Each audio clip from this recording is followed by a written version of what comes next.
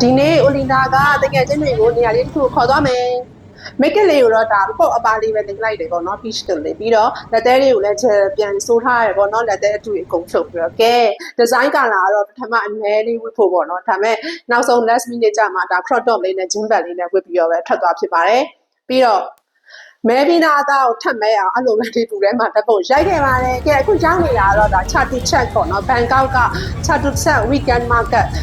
နဲ့ဒါ night market ပေါ့နော် night market ကတော့ညနေမှလာမှာပါဗီဒီယိုဆုံးထိစကြည့်ပါဒါကတော့နေ့ကင်းဘက်မှာရောက်သွားတဲ့ Chatu Chat ရဲ့တပတ်တစ်ခါမှဖွင့်တဲ့ဒါ weekend market အကြီးကြီးပါဒီဟာပေါ့နော်သူတို့ကကွာဒီပတ်လန်းပေါ့နော်ဒီသူတို့ရဲ့ပတ်လန်းကြီးကတက်မျောတခေါ်ကြီးအဲ့ဒီရဲ့ဘေးပတ်လည်မှာအပြင်လမ်းနဲ့အပြင်လမ်းဆိုပြီးရှိတယ်ကွယ်ဒါကတော့အပြင်လမ်းမှာဒါဝစ်စားတွေခါညာတွေပေါ့အပြင်တန်းမှာအမျိုးစုံပဲလုံးဝပတ်လို့မနိုင်တဲ့ပတ်လန်းရှိအပြီးတော့အတွင်းထဲမှာလည်းဈေးရုံတွေကကွယ်တမျောတခေါ်စားတောက်တွေဝစ်စားတွေဖက်နက်တွေအသုံးဆောင်တွေမျိုးစုံမရှိတာဆိုတာမရှိဘူးအကုန်လုံးရှိတယ်အဲ့ဈေးကြီးထဲမှာကိုတော်မှဒါဈေးအတွင်းထဲမှာပတ်ထားတယ်ကွာဒါဈေးအပြင်လေးပဲတွားခဲ့တာပေါ့နော်အဲ့မှာဆိုလို့ရှိရင်ဈေးကြီးလည်းတန်တယ်အစုံလည်းရတယ်ပေါ့နော်ဒါပေမဲ့တချို့တွေကတော့ဒါလက်ကားဆိုရင်လည်းဒါကဲဒီ style plan လေးဆိုလို့ရှိရင်200ကျော်လည်းရှိရကွာဒီလားအဲ့ဒါဆိုမြန်မာဝင်2000ဝန်းကျင်လည်းရှိအသားတအားကောင်းတယ်ဒီလားအသားတအားကောင်းတယ်နောက်ပြီးတော့ချုပ်ပုံကအရင် style ကြတယ်ကွာပြီးတော့အဒီမှာဒါတော့အတွင်းထဲမှာစားတောက်တဲ့အတန်းတွေရောကွာအများကြီးပဲအများကြီးလို့ရှိတာဒီလားအရန်ဟိုဟာဖြစ်တယ်ကွာဝယ်စရာတွေကြည့်စရာတွေပတ်စရာတွေကတော့ပြောလို့ကိုမနိုင်တာမကုန်တာပေါ့နော်ဒီဆိုင်လေးဆိုလို့ရှိရင်ဒါ T-shirt တွေရှိရယ်ပြီးတော့ခါကျတော့အဲ့ဒီဖက်နက်တွေကွာဘောင်းစုံရှိရယ်ဒီဒါအဲ့မှာ buy one get one free ရယ်အကုန်လုံးကွာဒီလိုမျိုးတွေဖက်နက်တွေရောအဲ့လိုမျိုးကွာအစုံအဲ့လိုမျိုးရောင်းတဲ့ဆိုင်တွေရတယ်အဲ့ဒီတန်းကြီးတစ်လျှောက်မှာအများကြီးလားအစ်စ်တွေရောင်းတဲ့ဆိုင်တွေလည်းရှိရယ် second hand တွေရောင်းတဲ့ဆိုင်တွေလည်းရှိရယ်မျိုးစုံပဲကွာဒီလားအရန်ကိုကြည့်စရာပတ်စရာတွေဒီလားဒီအမျိုးသမီးတွေသုံးဆောင်ပစ္စည်းတွေပေါ့နော်အပပစ္စည်းတွေမျိုးစုံရှိပေါ့နော်ဒီမှာဖက်နက်တွေဆိုလို့ရှိရင်ကွာအဲ့ဘတ်150လောက်ကနေပြီးစတာအနှိမ့်ဆုံးစီပေါ့ဘတ်150ဆိုဒီမှာဝင်တဲ့တွေ့ရင်တော့မှပဲဟိုပါပဲရှိတယ်2000ဝန်းကျင်ပဲရှိတယ်ကွယ်ဆိုလို့ရှိရင်ဒါပေမဲ့ဒီကဖက်နက်တွေပေါ့တော့ဟောပေါ့နော်ဒီချုပ်သားကောင်းတယ်ကိုလိုမျိုးပေါ်စားကြီးဆန်ဘူးကွာဒီလားအဲ့လိုမျိုးဒီမှာဆိုရင်တော့မှပဲ2000လောက်ဆိုရင်တော့တော်တော်ပေါ်စားဖက်နက်ပဲရတယ်လေတည်မလားဒီနေ့ quality ကောင်းတဲ့ဥစ္စာမရဒီမှာဖက်နက်တွေက quality ကောင်းတယ်ဟိုဟာဖြစ်တယ်ကွာဒီဇိုင်းတွေလည်းရေးစရာ site တွေလည်းရေးစရာအများကြီးပဲအဲ့ဒီလေဘိုးဖက်နက်တွေပါတယ်ဆိုလားအမျိုးသားစီအမျိုးသမီးစီတွေရောပေါ့နော်ဒါကတော့ဒါ MRT ပေါ့နော်အဲ့ blue line MRT ခုနပြထားတဲ့ဟာတွေလည်းလာလို့ရပါတယ်ဒါကတော့ခုနဆက်ဆက်စစ်လိုက်ကြည့်ပြီးတော့အပြင်ပြန်ထွက်လာတာပေါ့နော်ထွက်လာပြီးတဲ့အခါမှာဘာတွေတွေ့လဲဆိုတော့အမှကွာဒီပတ်လန်းကြီးမှာကိုရှောက်လို့မနိုင်တွေ့တာတွေကလည်းဘောင်းစုံပဲဒီလားဒီဗာလဲအစအဓိကတော့ဝစ်ထဲတွေပြီးရခါကျတော့အစားအသောက်တွေအသုံးစုံလူသုံးကုန်တွေပေါ့နော်ဒါဆိုကျွေးပဲကနေကွာတက်ရောက်ဖို့ကောင်းတယ်အများကြီးစီထားတော့လေအဲ့လိုကွဲမှစိုးတာကွဲကြသွားမှာပေါ့နော်ဟိုကတော့ကြိုက်နေမယ်သိချာမကန်ကြည့်ခဲ့ဘူးဒါကတော့ဆက်ပြီးတော့ရှောက်သွားတယ်ပေါ့ကွဲရှောက်ရင်းနဲ့အခါပေါ့နော်ဘိုက်စာလို့ဆိုပြီးတော့အခါအစားတောက်ပြန်ရောက်သွားတယ်အရင်ဘဝတွေကြည့်အရန်ကွာဗတ်နေရလည်းရှိတယ်ပွဲအကြီးကြီးတော့အဲ့ဒါရေပွဲကြော်ပြီးတော့ကြက်ဥပြုတ်ပြီးတော့ပါတယ်အရန်တန်တဲ့1000ပွဲလောက်ရှိကွာအဲ့ဒါ box တွေပေါ့နော်အဲ့ဒီ chicken တွေဆိုတော့ဒါဘတ်60ဆိုတကူးရတယ်ဝယ်တာအများကြီးပဲဒီလားတော်တန်တယ်ပြီးတော့ဒီဘက်မှာဆိုလို့ရှိရင်လည်းဒီအစားအသောက်တွေကတကယ်ဒါကိုယ့်ရဲ့အကြိုက်ပေါ့နော်sticky rice နဲ့ mango နဲ့အဲ့ဟာကိုပုံစားခဲ့တယ်ဟိုဟာပဲရှိတယ်ဘတ်60ပဲဒီဘက်ကတော့အသားကင်ပြီးလဲစားခဲ့တယ်ပေါ့နော်အဲ့ဒီဝက်စစ်ကူးရတယ်စားချင်ကြရည်ပြီလားဒါပေမဲ့ကိုမစားခဲ့ရဟိုဒါပေမဲ့အသားအရင်ကြီးမစားချင်တာလေပေါ့နော်ဒီဘက်မှာဆိုလဲဆိုင်တွေကဘောင်းစုံကွယ်ထိုင်းစားစားမလားဘာတွေလဲအဲ့ဒါမှကြီး9 kg ကြီးလေတွေ့လားအဲ့ဒါဆိုရင်အကြီးကြီးလို့ကွာအဲ့ဒါမဲ့ဒီမှာလည်းတော့9 kg ဈေးကြီးရယ်ဟိုလို big sing လို့ supermarket အကြီးကြီးကွာထိုင်းမှာဆိုလို့ရှိရင်ဘတ်80 80နဲ့စားလို့ရတယ်ဒါဆိုရှင်အသားကင်ပဇွန်လေးအဲ့လိုမျိုး seafood တွေပေါ့နော်မျိုးစုံဘတ်150 200ကွာမြန်မာငွေ1000ကျော်2000ဝန်းကျင်ဆိုတော်တော်စားလို့ရတယ်ပေါ့နော်ဒါဆိုလို့ရှိရင်အသားကင်နေဆိုတော့10 ဘတ်တို့15ဘတ်အဲ့လောက်ပဲရှိရကွယ်အဲ့မှာဘာအမျိုးစုံပဲဒီပူကော့လို့ပြောမှာပေါ့နော်အပြင်ဒီထဲမှာဖွင့်ထားတဲ့စားတောက်ရုံပေါ့ဘာစားချင်လဲဘာတောက်ချင်လဲအစုံရှိရပေါ့နော်ကိုကအဲ့ဒီ mango sticky rice ကိုစားတယ်ပြီးတော့အသားကင်စားကဲအဲ့မှာ ဆက်ပြီးတော့ရှောက်ရင်းနဲ့အမှတရားဖို့လေးခုဆိုလို့အမှဝယ်လိုက်တယ်ပူစီပွားစားနေပြီလားဝါသနာအဲ့နဲ့ဆက်ပြီးတော့လမ်းလျှောက်တယ်ပေါ့ကွယ်အမှမိုးရတာလည်းမဲ့အုံရာသီဥတုကကွာ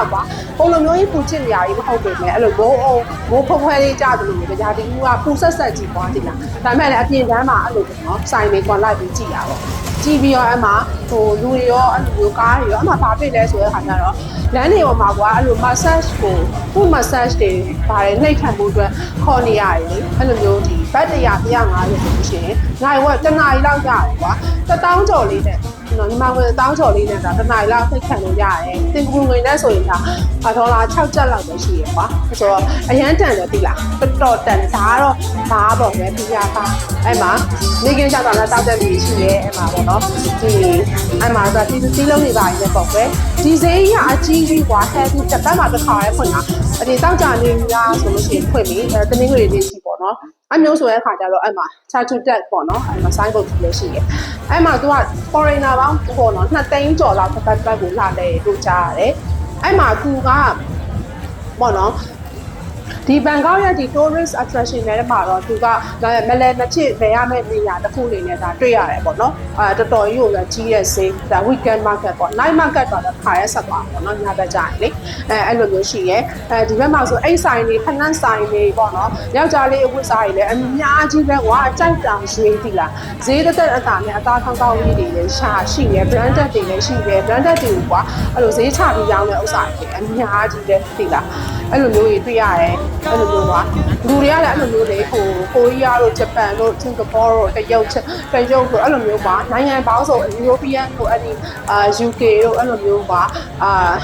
US တို့အဲ့လိုမျိုးဘက်ကလာတဲ့လူတွေလည်းတအားများတယ်ဒီလားအများကြီးမြန်မာရေးဆိုတာလည်းတော့မပေါက်ပဲကွယ်တွားရတယ်မြန်မာစကားကြားရတယ်အဲ့လိုမျိုးပေါ့နော်ဒါနဲ့ရှောင်းရင်းနဲ့မော်လို့ဆိုပြီးတော့ကဲဘယ် shopping mall ရဲ့ဝင်ပြီးခံရတယ်လို့စဉ်းစားပြီးတော့လမ်းလျှောက်လာတဲ့အချိန်မှာရေးစာလို့ဆိုပြီးတစ်ခုစားချင်တယ်ဆိုပြီးတော့ချိန်လိုက်တဲ့အချိန်မှာအဲ့မှာအုံးတီးရေပေါ့အရှမ်းကြိုက်တယ်နော်အဲ့ဟာကိုစားလိုက်ပါတယ်အစားတောက်မှုလို့တောက်ပြီးတော့80ပဲပြီးရတယ်ကဲအဲ့မှာကိုယ်ဆန္ဒပြေသွားတယ်လမ်းဆက်လျှောက်လာတဲ့အခါမှာကဲ shopping mall အကြီးကြီးကိုတွေ့ပါပြီအဲ့ပေါ့နော်MRS mix ဆိုတဲ့ဒီ chart to check က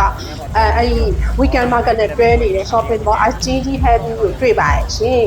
အဲ့မှာတော်တော်ဝမ်းသာပါတယ်ပေါ့နော်ကိုကအပြင်မှာအရန်ပူပြီးတော့ခြေထောက်တွေညာမှုမောနေတယ်အဲ့တော့အဲ့ shopping mall တွေကိုဝင်ပြီးတော့ကိုကအေးလေးခံကွန်လေးခံပြီးတော့အဲ့ shopping mall ထဲမှာပတ်မယ်နားပဲစားမယ်ပေါ့နော်အဲ့လိုစဉ်းစားလိုက်တဲ့အချိန်မှာတော်ကြီးကိုပျော်ရွှင်သွားပါတယ်ပေါ့နော်ကဲအဲ့နဲ့အဲ့ shopping mall ရဲ့လည်းတမျောတခေါ်ကြီးကွယ်သိလားတကယ်ပစ္စည်းမျိုးစုံရှိတယ်အပြင်ဟတ်တာမှစီးတက်တာသိလားပြောချင်တယ်ဆိုလေပြောရမယ်ဆိုလို့ရှိရင်ငါတော့ shopping mall အတွင်းထဲမှာအကဲကွာ mall လို့တွေ့ရနေမှာထိုင်ပြီးတော့နားရပေါ့ကွယ်အဲ့မှာဟိုဒီနာမှာပြီးရင်ခါကျတော့အဲ့မှာသွားရင်းနဲ့အဲ့မှာပကြီးကားကိုကြိုက်တယ်ကွာပကြီးကားတွေကိုကြည့်ရတာကြိုက်တယ်ပကြီးဆိုင်ရှိမှရစ်တည်ပေါ့ကွယ်ပြီးတဲ့ခါကျတော့ဒါက legging ဆိုင်နေမျိုးစုံကွယ်ဒီထဲမှာလဲလေဟိုဘယ်လိုပြောရမလဲ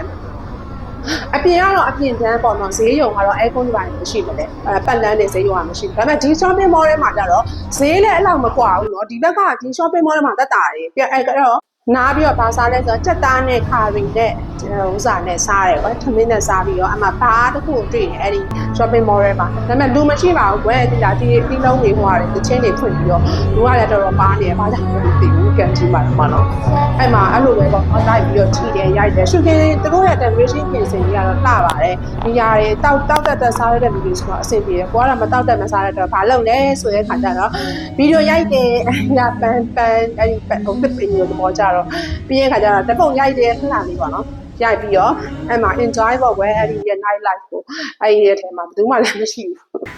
ဒီအဲ့နဲ့ပြန်ထွက်တဲ့ခါကျတော့ shopping mall ရဲ့ပြန်တော့ခွေးကလေးတွေတွေ့တယ်ခွေးလေးတွေရောင်းနေနေရပေါ့နော်ဒီကဘက်ဆိုပိတ်လိုက်ပြီးတော့ကွယ်အဲ့မှာခွေးလေးရခွေးပြေမချိတ်ရဘူးနေတိုင်းဒီတော့အဲ့ခါကျတော့ခွေးလေးတွေနားမှာခွေးလေးတွေကိုမကာရမတွေ့ရဘူးနဲ့အဲ့ဒီနားမှာကွယ်450လေးရစ်တီလောက်ပြီးတော့ခွေးလေးတွေကိုကြည့်ရဲပြီးတော့အပြင်နဲ့ပြန်ထွက်လာဝါမောင်မဲနေနိုင်ခွဲရှင်းလာအဲ့မှာကိုလည်းပါဟိုတက်ထက်ပြန်နဲ့ထွက်လာတယ်ထွက်လာပြီးအမှညာစင်းဖြစ်သွားတယ်သူစနာကဘာလဲဆိုကိုလည်းအပြင်ထွက်လာတဲ့အချိန်ကွာ နေရင်ကိုခုနရှောက်ကြခဲ့တဲ့လမ်းကြီးပေါ်မှာအဲ့ဒီရဲ့လမ်းလေကောင်ဘာဆိုင်မှမရှိဘူးလူသွားလမ်းကြီးအခုအဲ့ဒီလမ်းလေကောင်လမ်းမကြီးကွာချက်တစ်ချက် weekend market ကြီးရဲ့ဒီကိုနေကင်းကရှောက်ခဲ့တဲ့ပတ်လမ်းလေကောင်ဆိုင်တွေကအပြည့်ကွယ်အဲ့မှာမြင်တဲ့အတိုင်းပဲတွေ့လားချက်ချင်းလက်နေတော့ကိုဝင် shopping mall ရဲ့ဝင်သွားတဲ့ခဏလေးတွင်မှာအဲ့ဒီရဲ့ဆိုင်တွေရက်ထိုးစေးတယ်ပေါ့ကွယ်ဂျိတ်တွေရောလှဲတွေရောသိလားအဲ့ဒီဆိုင်ယာကြီးဆိုင်တွေရောချက်ချင်းလိုက်ရင်ရောက်လာတာသိလားအဲ့ဒါညစိချက်ချင်းဖြစ်သွားတာအနေကင်းတော့အဲ့ဒီရဆိုင်နေနေလို့ရှိရင်ညဘက်ကျတော့ချက်ချင်းလိုက်ရင်နော်နိုင်ပိုင်းလေးခဏလေးအတွင်းကိုအဲ့ဒီဆိုင်တွေကအဲ့ဒီရဲ့ကွင်းပြင်ကြီးထဲမှာကွင်းပြင်ဆိုတာအဲ့ဒီရှောက်လမ်းရဲ့လမ်းမအထဲမှာဖြစ်လာတာအမဝစ်စားတွေရောစားတောက်တွေရောမျိုးစုံပေါ့ကွယ်ညဘက်လည်းစီရဲပြီလားလူတွေမှအများကြီးပဲလာကြတာလေအဲ့လိုမျိုးဘာလို့ကျင်လဲဘာစားကျင်လဲဘာဝဲကျင်လဲအကုန်ရှိတယ်ဈေးတက်နဲ့ကွာကိုဝယ်တဲ့ဝယ်တဲ့လို့ quality ကောင်းတဲ့ဥစ္စာလေးရမယ်ပေါ့နော်အဲ့လိုမျိုးလေးရှိရဲ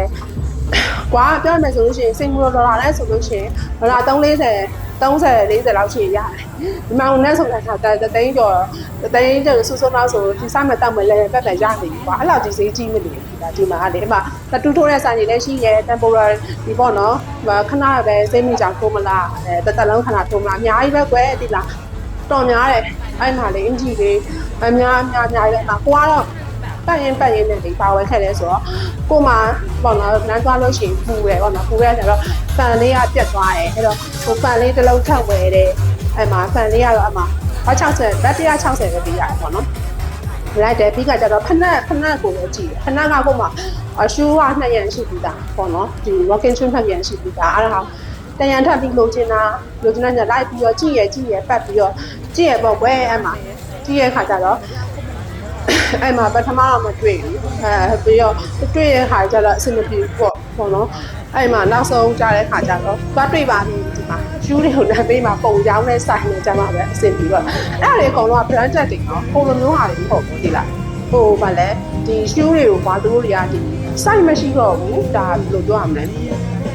ဆိုင်အကြီးတွေကနေရောင်းတန်းချတဲ့ဥစ္စာတွေပေါ့နော်အဲ့ဒါကတရံဝင်လိုက်တယ်